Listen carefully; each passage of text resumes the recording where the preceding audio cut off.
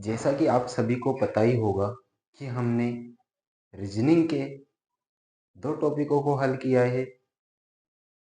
First आकृति गणना और सेकंड गणितीय संक्रिया। और आज का हमारा टॉपिक होगा वेन आरेख। तो हम वेन आरेख की चर्चा करेंगे आज के टॉपिक में कि वेन आरेख होता है क्या है। वेन आरेख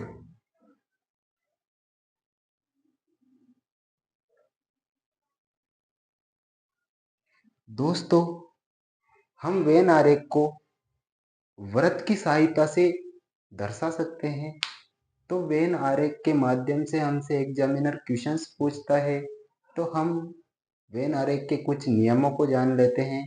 उसी के आधार पर हम क्वेश्चंस हल करेंगे। तो प्रथम नियम हमारा कौन सा? नियम फर्स्ट। नियम फर्स्ट हमसे क्या कहता है दोस्तों? नियम फर्स्ट कहता है जब दो या दो से अधिक व्यक्ति या वस्तुओं के मध्य अंतः संबंध भिन्न भिन्न हो।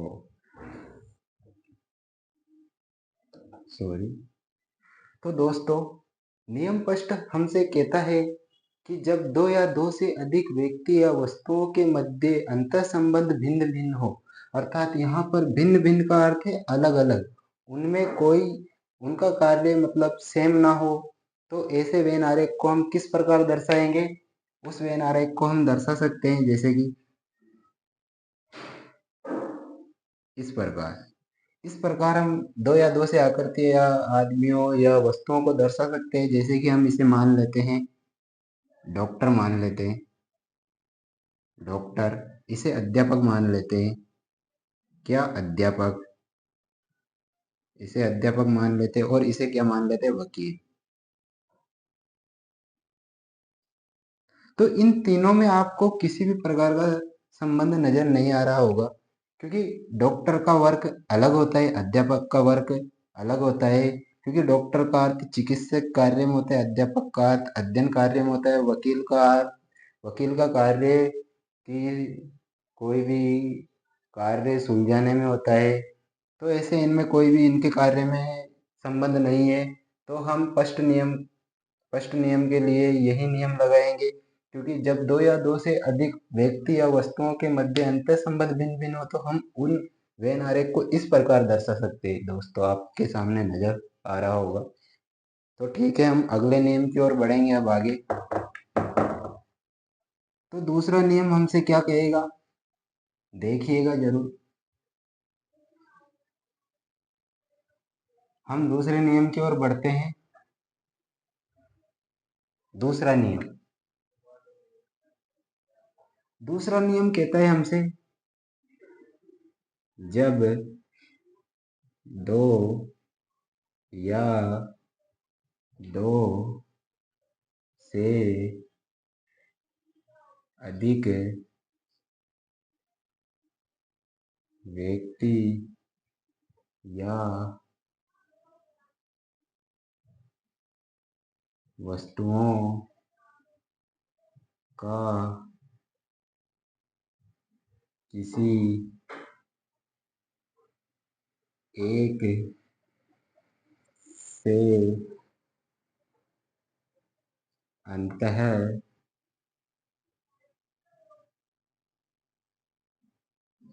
संबंध हो। तो देखिएगा दोस्तों, दूसरा नियम कहता है हमसे कि जब दो या दो से अधिक व्यक्ति या वस्तुओं का संबंध किसी एक वस्तु के अंतर संबंध से हो, जैसे कि आपके सामने मैं डायग्राम बना देता हूँ। डायग्राम जैसे कि ये डायग्राम है और इसमें ये और ये, इसको हम क्या मान लेते हैं? भोजन।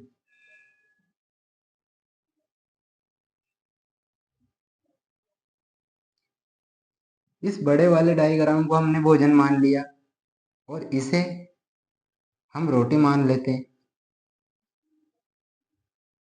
और इसे हम चावल मान लेते हैं। तो जो चावल और रोटी का संबंध है वे आपको फेस टू फेस नजर आ रहा होगा, भोजन से होता है। रोटी को और चावल को हम भोजन के रूप में ग्रहण करते हैं तो आपको नजर आ रहा होगा। अब हम चलते हैं आगे के तीसरे नियम की ओर। तीसरा नियम हमसे क्या कहता है? इन वेन आरेख के नियमों को अच्छी प्रकार से पढ़ लो, आपका वेन आरेख का क्वेश्चन गलत नहीं होगा। हम इन नियमों को जानने के बाद क्वेश्चंस प्रैक्टिस करेंगे, उनको उनमें आपको और क्लियर हो जाएगा कि क्वेश्चंस कैसे आते हैं। तीसरा नियम, तो दोस्तों तीसरा नियम हमसे क्या कहेगा? तीसरा नियम कहेगा हमसे जब दो या दो से अधिक जब दो या दो से अधिक वस्तुओं का संबंध उनकी या उनकी उनकी व्यापकता। दोस्तों इसमें आपको व्यापकता अर्थ को ध्यान में रखना है। व्यापकता को दर्शाता है। तो तीसरा नियम हमसे क्या कहता है? जब दो या दो से अधिक वस्तुओं का संबंध उनकी व्यापकता को दर्शाता है। तो आपके सामने मैं वेन आरेख बनाऊंगा। जैसे कि हमने इसे मान लिया वर्ण, इसे मान लिया शब्द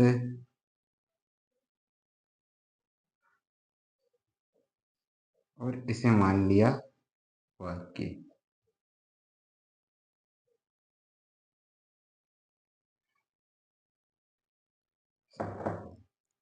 सॉरी, इसे क्या मान लिया हमने? वाक्य। वाक्य शब्द वर्ण, जैसा कि आपको पता ही होगा कि वर्ण से शब्द बनते हैं और शब्दों से वाक्य बनते हैं। तो इनका एक क्रम क्रम जम रहा है, तो ऐसे क्रम के अनुसार पूछा जाएगा तो ऐसे डायग्राम में उनको सही किया जाएगा। आपके सामने वहाँ 4 डायग्राम होंगे और आपसे कह दिया जाएगा वाक्य वर्ण शब्द किस डायग्राम के अंतर्गत आएंगे, तो आपको वहाँ केवल टिक करना है। तो इन नियमों को जानना है, अच्छे प्रकार से पढ़ना है और फिर क्वेश्चंस को हल करना है। हम चौथे नियम की ओर बढ़ेंगे आगे।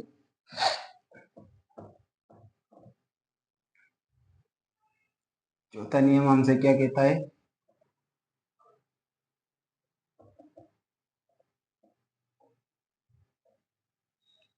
चौथा नियम कहता है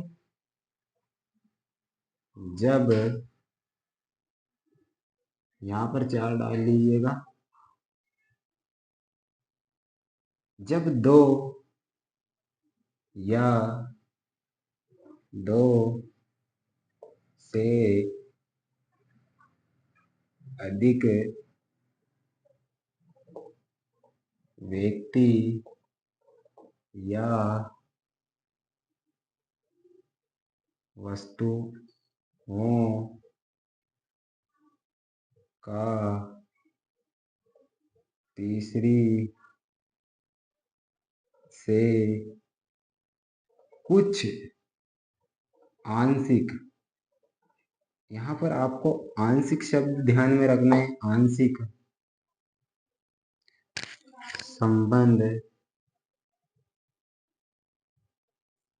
हो। तो दोस्तों, चौथा नियम हमसे कहता है कि जब दो या दो से अधिक व्यक्ति या वस्तुओं का तीसरी वस्तु से कुछ आंशिक संबंध हो, तो उस प्रक्रिया में हम कौन से डायग्राम का चयन करेंगे। तो उस प्रक्रिया में आपके सामने मैं डायग्राम बना देता हूँ।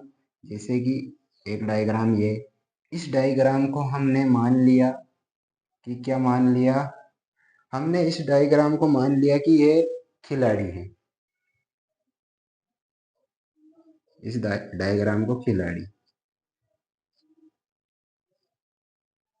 अब इसमें कुछ आंशिक संबंध ये और इधर से ये। इस डायग्राम को हम क्या कह सकते हैं, खिलाड़ी कौन हो सकते हैं, पुरुष हो सकते हैं।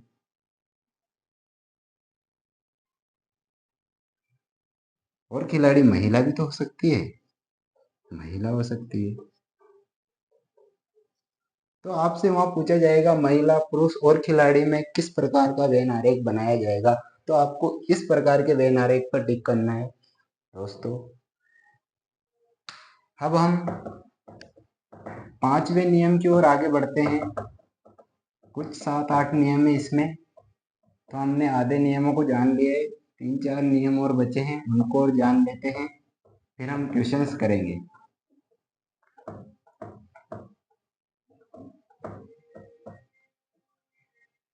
तो पांचवा नियम हमसे क्या कहता है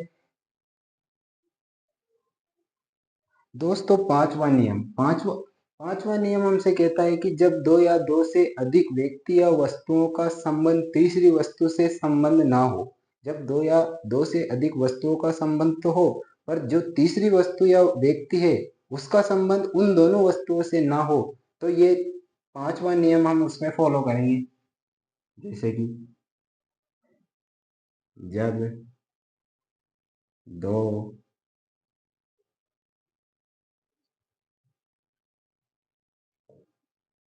वस्तुओं से भिन्न कोई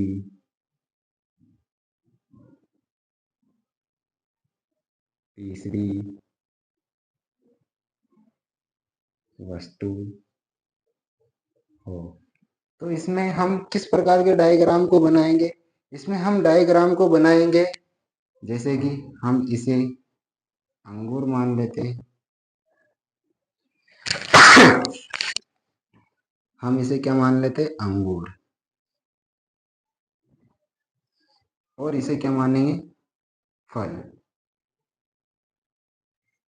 जैसे कि दो डायग्राम बना लिए, एक को हमने अंगूर मान लिया और एक को हमने फल मान लिया, अंगूर और फल।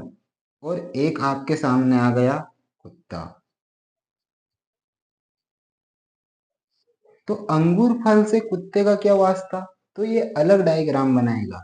जब आपसे पूछा जाए कि फल, अंगूर और कुत्ते में कौन सा डायग्राम बनाया जाएगा, तो आपको अंगूर को अंदर रखना है, फल को उसके बाहर रखना है और कुत्ते को अलग। इस प्रकार के डायग्राम पर चिन्ह करना है, टिक लगाना है दोस्तों। आपको बस इन नियमों को अच्छी प्रकार से एक दो बार रिवीजन करना है और इनके अंतर को जान लेना है। एक क्वेश्चन आपका सही हो जाएगा। ऐसे ही हम टॉपिक बाय टॉपिक 50 क्वेश्चनों को हल करेंगे। उसी में आपकी रीजनिंग समाप्त। रीजनिंग का लोड लेना ही नहीं आपको।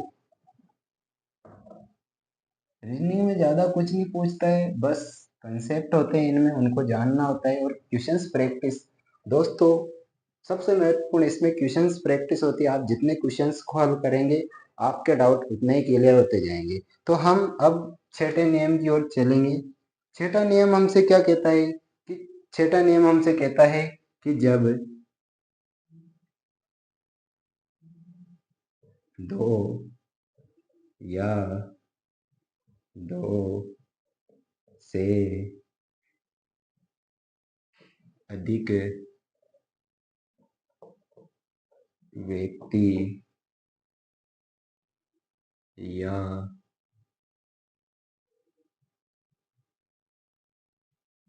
वस्तुओं में कुछ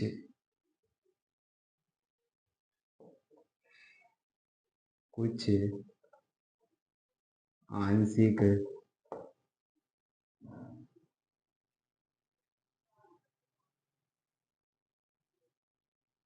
संबंध हो। तो दोस्तों, छठा नियम हमसे कहता है कि जब दो या दो से अधिक वस्तुओं में, अब इस नियम के अकॉर्डिंग तीनों में कुछ थोड़ा थोड़ा आंशिक संबंध होगा, तीनों मिक्सअप आएंगी। तीनों मिक्सअप कैसे आएंगे कि जैसे आपके सामने एक बना दिया मैंने, ये इसे क्या मान लेते हैं, लेखक। इसे क्या मान लिया हमने, लेखक मान लिया। लेखक और एक और बना देते हैं ये, इसे हम मान लेते हैं दार्शनिक। दार्शनिक,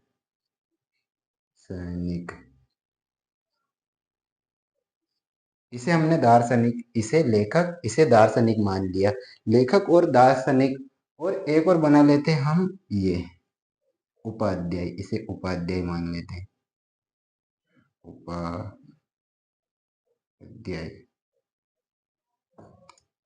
तो आपसे पूछा जाए कि लेखक, लेखक कुछ लेखक उपाध्याय भी हो सकते हैं, कुछ उपाध्याय लेखक भी हो सकते हैं, क्योंकि लिखने का काम तो करते हैं। और कुछ उपाध्याय दार्शनिक भी होते हैं, कुछ दार्शनिक उपाध्याय भी हो सकते हैं। और इसमें कुछ दार्शनिक लेखक भी हो सकते हैं और कुछ लेखक दार्शनिक भी हो सकते हैं। इनका थोड़ा थोड़ा अंतर संबंध है। तो आपसे पूछे कि उपाध्याय, दार्शनिक और लेखक में कौन सा डायग्राम बनाया जाएगा, तो आपको इस प्रकार के डायग्राम पर टिक करना है। तो हम आगे के डायग्राम, आगे के नियम की ओर बढ़ते हैं। अगला नियम हमसे क्या कहता है, हमने 6 नियमों को जान लिए, एक दो नियम और बचे, उनको भी जान लेते हैं, फिर क्वेश्चंस, दो पांच क्वेश्चंस को हल करेंगे। सातवां नियम, सातवां नियम हमसे क्या कहता है कि जब दो या दो से अधिक वस्तुओं का संबंध तीसरी वस्तु का हो, जब दो या दो से अधिक वस्तुओं का संबंध तीसरी वस्तु से हो। नियम नंबर 7वां क्या कहता है हमसे, जब दो या दो से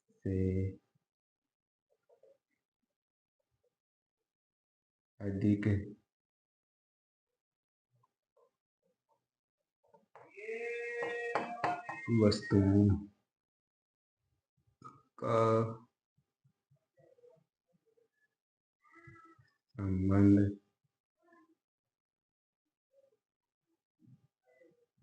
तीसरी अन्य वस्तु से हो। तो दोस्तों, नियम नंबर 7वां हमसे कहता है कि जब दो या दो से अधिक वस्तुओं का संबंध अन्य कोई तीसरी वस्तु से हो, तो उस प्रक्रिया में हम कौन से डायग्राम का चयन करेंगे। आपके सामने मैं उस डायग्राम को बना देता हूं। जैसे कि इसे इसे हम मान लेते हैं कुत्ता। इस डायग्राम को हम क्या मान लेते हैं, कुत्ता।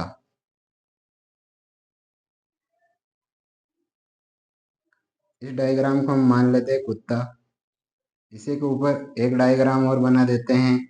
इस डायग्राम को हम मान लेंगे कुत्ता एक क्या होता है, जानवर। जानवर मान लेंगे, जानवर।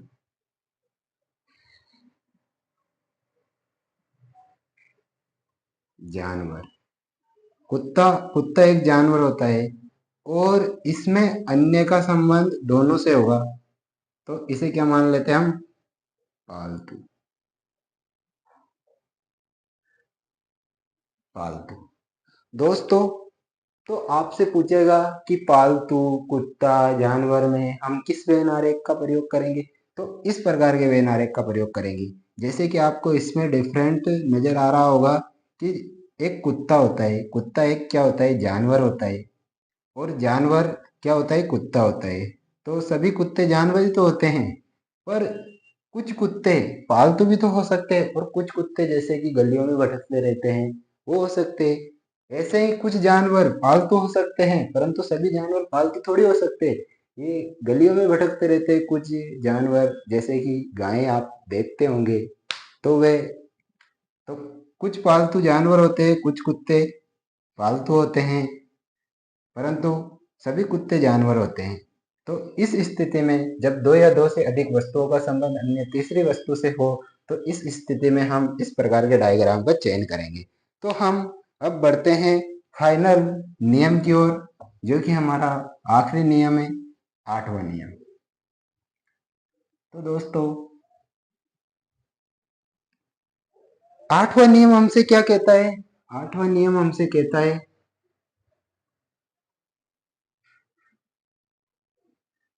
जब दो या दो से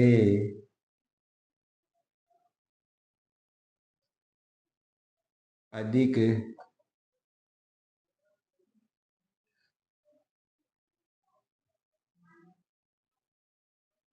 वस्तुओं का अंतः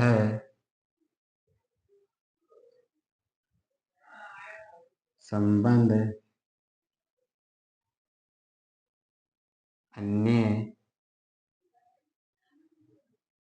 तीसरी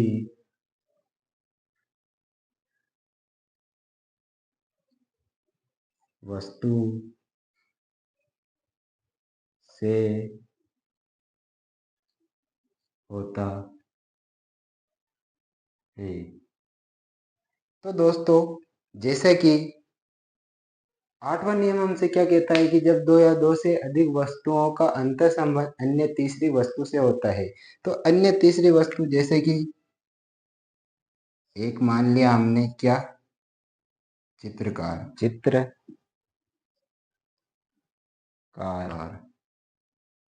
और एक तो एक हमने मान लिया चित्रकार हमने मान लिया और एक मान लिया मूर्तिकार। मूर्तिकार।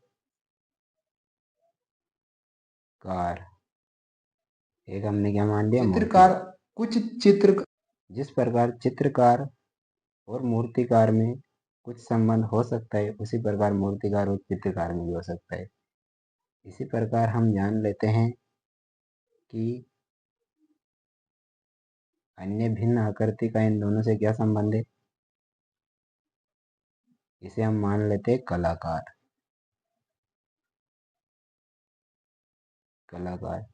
जैसे कि चित्रकार और मूर्तिकार दोनों का संबंध कलाकार से है, मूर्तिकार का संबंध भी कलाकार से और चित्रकार का संबंध भी कलाकार से। चित्रकार और मूर्तिकार में कुछ संबंध होता है, परंतु इन दोनों का संबंध कलाकार से।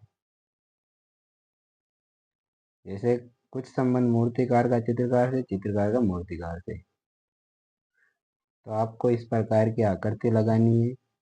तो सबसे महत्वपूर्ण होता है क्वेश्चंस प्रैक्टिस। तो आपको क्वेश्चन प्रैक्टिस में इस तरह के क्वेश्चंस मिलेंगे। तो दोस्तों आप अपनी बुक में से क्वेश्चंस को हल करना और उनको अच्छी प्रकार से समझना है और जानना है। तो थैंक यू।